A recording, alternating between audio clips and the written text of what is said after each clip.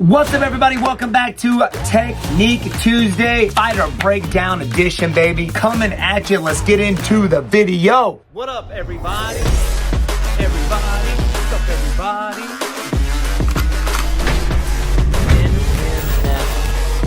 NFL.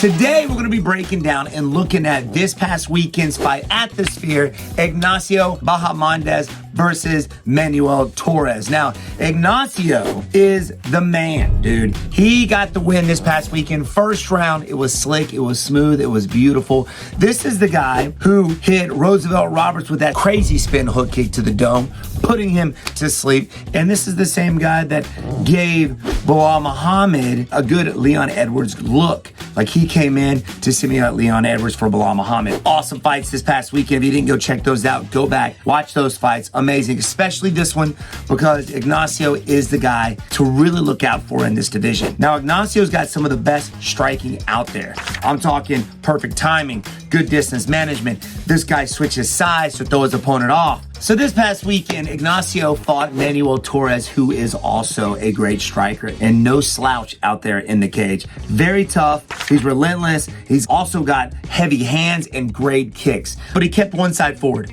He kept his right side forward the entire time. Now, that played into Ignacio's plan because Ignacio can switch. Now, as soon as that bell rang, first round, Manuel came out blazing. He had Ignacio on the ropes.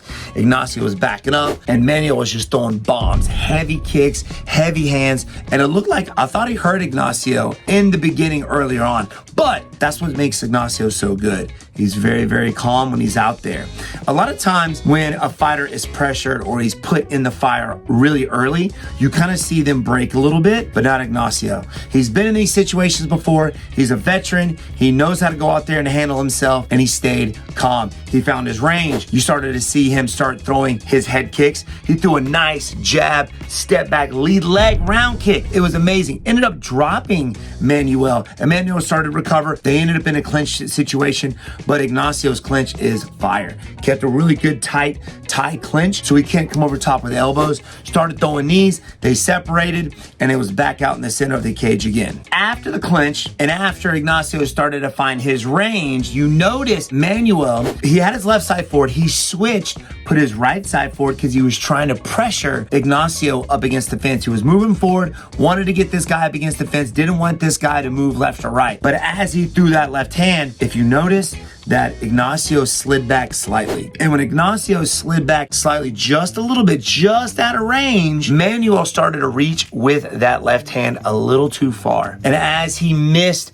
with that left hand, the left hand started to drop of Manuel, and Ignacio slid back, threw over top of Manuel's left hand and landing his right. Now, Manuel gets back up to his feet, and he's feeling desperate right now. He knows he just got knocked down twice in that first round, and he's got to go at Ignacio. So he started picking the pace up. He started pressuring. But actually, Joe Rogan said it nicely. You cannot be pressuring and running in like that, especially against somebody like Ignacio, especially after you were rushing in and got knocked down the first time. Now, Ignacio thinking that he's losing the fight. He's desperate, like I said before. If you notice, Manuel has his right side forward, making his left hand the power hand. Ignacio, being the smart guy he is, he's like, you know what? I landed my right hand earlier from the open stance. I'm going to switch. And as soon as Ignacio switches, put his left side forward, Manuel really leaned in to try to hit him with that 1-2, throwing his left hand. Now, the first time, Ignacio let the left hand drop down before he threw his 2. Now, what he's thinking here now is, I gotta make this 2 more powerful so this guy doesn't get up. So instead of just sliding back and countering over top, he catches his left hand, pulling him into Ignacio's own right hand, making it more powerful. Now, accuracy is important. There are 3 spots that I usually aim for on the head. A lot of guys just aim for the head somewhere. You can't do that. You gotta aim small, miss small. I aim for the chin, the temple, and the ear.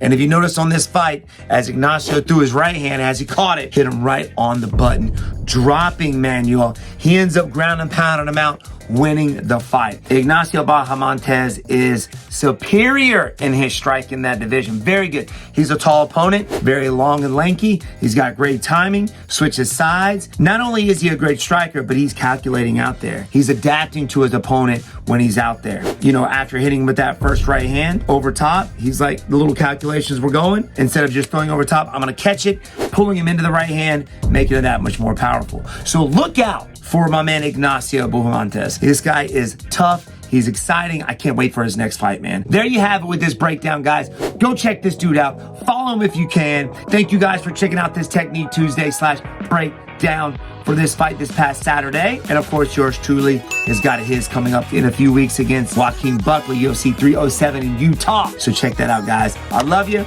Peace.